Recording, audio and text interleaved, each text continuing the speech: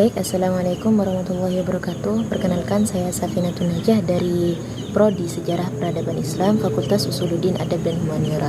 Di sini saya akan berbicara terkait sejarah perjalanan demokrasi di Indonesia.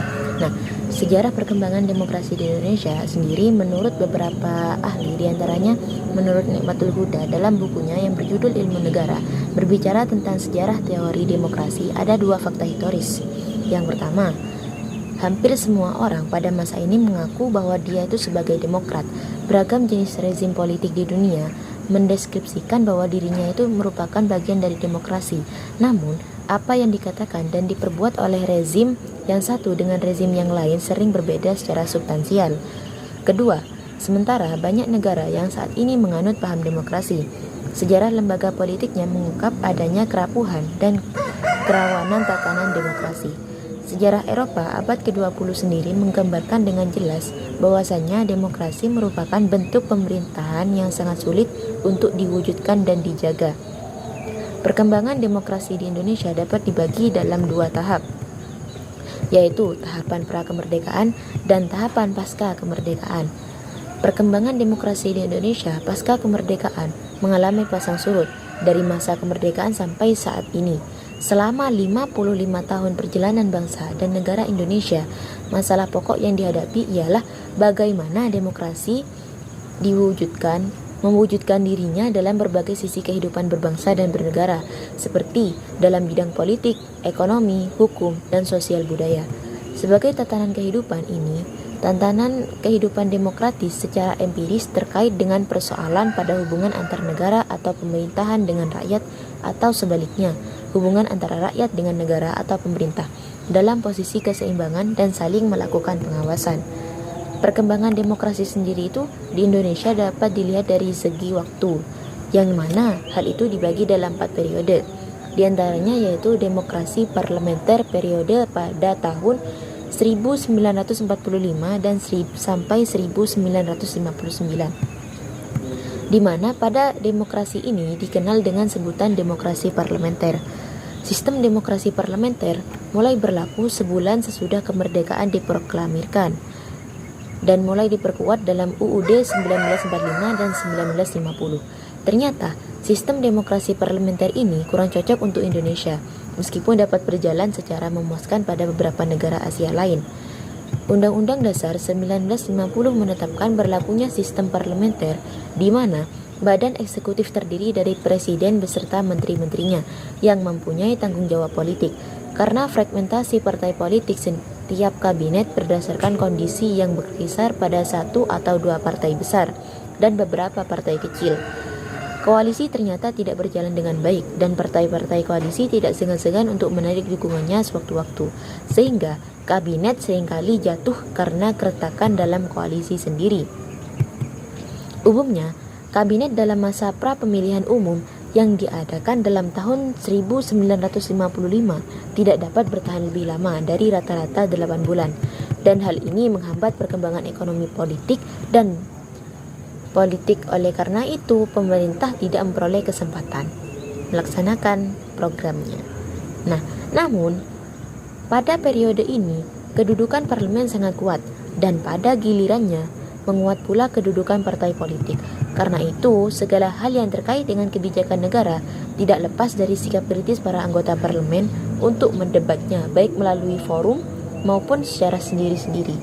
Sedangkan yang kedua yaitu demokrasi terpimpin periode 1959 sampai 1965.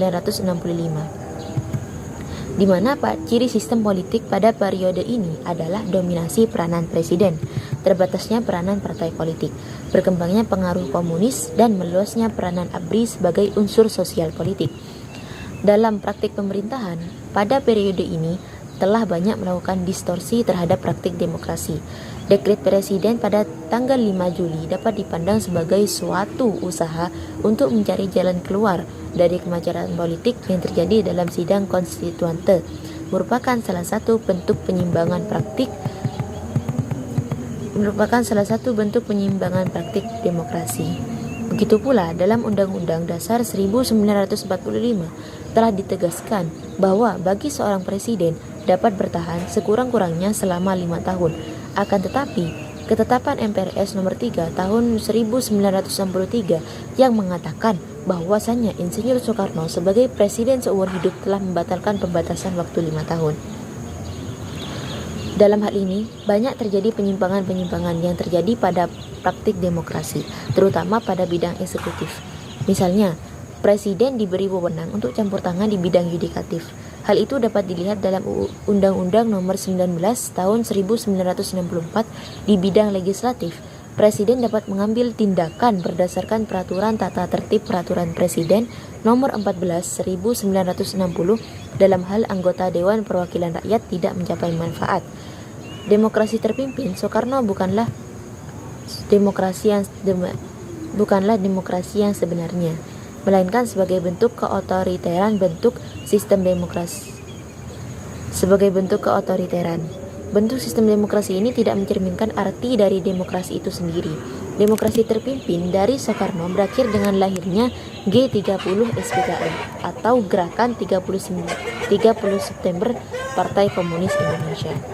Yang ketiga, yakni demokrasi Pancasila periode 1965 sampai 1998.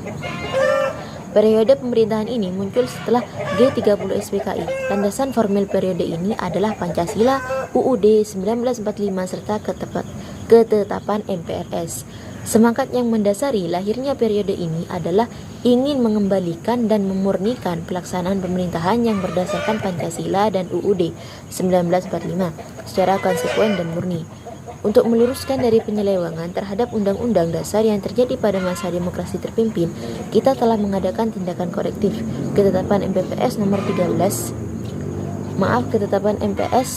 MPPS nomor 3 tahun 1963 yang menetapkan masa jabatan seumur hidup untuk Insinyur Soekarno telah dibatalkan dan jabatan presiden kembali menjadi selektif selama 5 tahun.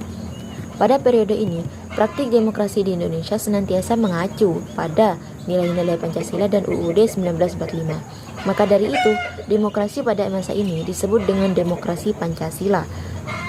Karena dalam demokrasi Pancasila memandang kedaulatan rakyat sebagai inti dari sistem demokrasi. Karena rakyat mempunyai hak yang sama untuk menentukan dirinya sendiri. Begitu juga dengan partisipasi politik yang sama semua rakyat. Untuk itu, pemerintah patut memberikan perlindungan dan jaminan bagi warga negara dalam menjalankan hak politik. Akan tetapi, demokrasi Pancasila dalam rezim Orde Baru hanya sebagai retorika dan gagasan, belum sebagai pada tataran praktis atau penerapan. Karena dalam praktik kenegaraan dan pemerintahan, rezim ini sangat tidak memberikan ruang bagi kehidupan berdemokrasi. Sedangkan yang keempat yaitu demokrasi periode reformasi.